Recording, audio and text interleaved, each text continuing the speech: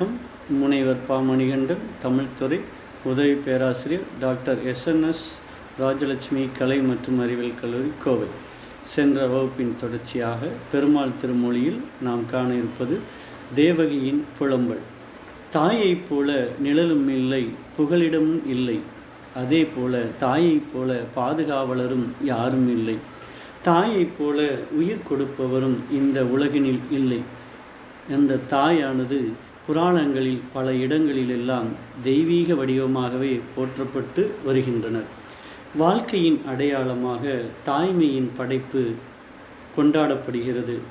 தெய்வ தாய் சக்தியுடன் தொடர்புடையவர், அதாவது சக்தியுடன் இருக்கக்கூடிய உயர்ந்த வடிவத்தினை பெண் வடிவமாக கருதப்படுகின்றது. தாயே எல்லாவற்றிற்கும் முதலானவள். மேலும் இயற்கைக்கும் தெய்வீகத்திற்கும் தனிப்பட்ட ஆளுமைக்கும் இடையில் தாயானவள் மத்தியம் செய்கின்றாள். தாயானவள் ஆழ்ந்த அன்பையும் கருணையும் உண்டாக்குகின்றாள். ஒவ்வொரு உயிரினத்திலும் தாய்மை சிறப்பிடம் பெறுகின்றது. புராணங்களில் உள்ள தாய்மார்கள் சிறப்பு பெண்கள். அவர்கள் சிறந்த மற்றும் சூழ்நிலையின் காரணமாக தைரியத்தையும் அன்பையும் வெளிப்படுத்தும் தனித்துவமான குணத்தையும் வலிமையும் கொண்டவர்கள். இந்த தாய் எவ்வாறு புராணங்களில் நமது மரபுகளில் வளர்ப்பு தாய்மார்கள் குறிப்பிடத்தக்க பாத்திரங்களை வகிக்கின்றனர். அப்படிப்பட்ட ஒருவரான தேவகியின் கதாபாத்திரம் தனது கடமைக்காக தனது தாய் பாசத்தை தியாகம் செய்த ஒரு சிறந்த தாயின் பாத்திரமாகவே கொண்டாடப்படுகின்றாள். மதுராவின் மன்னனான உக்கிரசேனனின் தம்பியின் மகள் தேவகனின் மகளாக தேவகி யாதவ மன்னன் வசுதேவனை மணந்தாள்.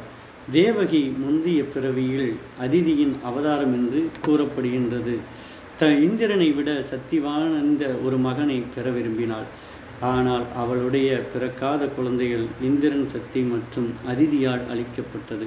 கோபத்தில் ஒரு கணத்தில் திதி அதிதியை தனது அடுத்த பிறவியில் பூமியில் பிறக்கச் சொல்லியும் அவளுடைய அனைத்து குழந்தைகளையும் அவள் கண்முன்னே கொல்லப்படுவார்கள் என்றும் அதை பற்றி எதுவும் செய்ய முடியாமல் சபிக்கப்பட்டாள். எனவே தேவகிரைச்சாலையில் பிறந்தவுடனேயே தேவகி கண்ணனை இழக்கிறாள்.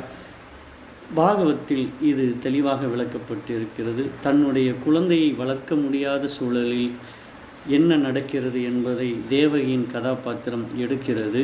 கிருஷ்ணரின் இயற்கையான தாயாக தேவகி இருந்த போதிலும் யசோதையுடன் ஒப்பிடும் பொழுது அவள் அதிகமாக கவனம் ஈர்க்கவில்லை. யசோதையும் கிருஷ்ணரும் பல கதைகளிலும் பாடல்களிலும் வெளிப்படுகின்றனர். ஆனால் தேவகி பல இடங்களில் வெளிப்படைய முயலவில்லை. கிருஷ்ணரின் தத்தெடுக்கப்பட்ட வாழ்க்கையை மையமாக கொண்டுள்ளது.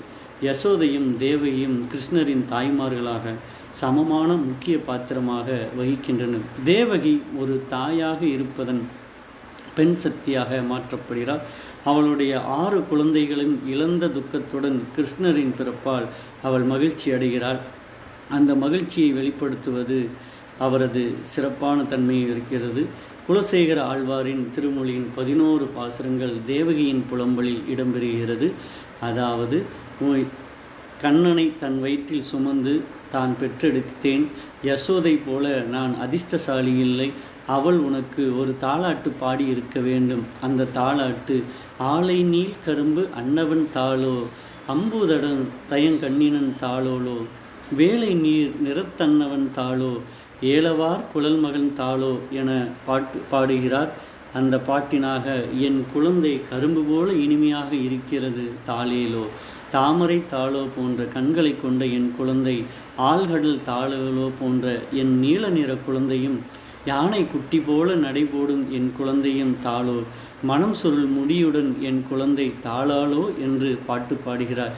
இந்த தாலாட்டு பாடல்களெல்லாம் என்னால் பாட முடியாமல் துரதிர்ஷ்டசாலியாக மாறியிருக்கிறேன் என்று கூறுகிறார்.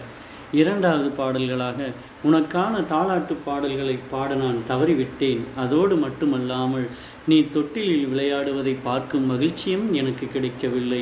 என் குழந்தையாக நீ உன் தொட்டிலின் மேல் தொங்கவிடப்பட்ட சிறிய கிளி போல பொம்மைகளை பார்த்து கொண்டிருப்பார். அந்த பொம்மைகள் உன் மீது பார்க்கும் பார்வையை நான் பார்க்கும் வாய்ப்பு எனக்கு கிடைக்கவில்லையே.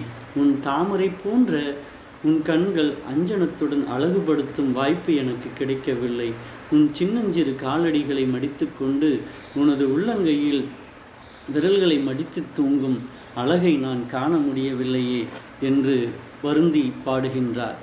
இதற்கெல்லாம் அவள் மகிழ்ச்சியை அனுபவிக்க முடியாது, என்னவோ ஒரு துரதிர்ஷ்டம்.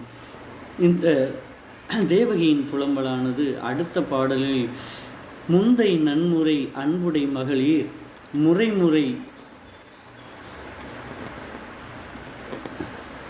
முறைமுறை தம் குரங்கிடை இருத்தி எந்தை என் தன் குலப்பெருஞ்சுடரே எழுமுகிற் கணத்து எழில் கவர் ஏரே உந்தை அவன் என்றுரைப்பனின் செங்கோல் விரலினும் கடைக்கண்ணினும் காட்ட நந்தன் பெற்றான் நல்வினையில்லா எங்கோன் வசுதேவன் பெற்றிலையே என்று வருத்தத்தை அழகுற எடுத்துரைக்கிறாள் தேவகி.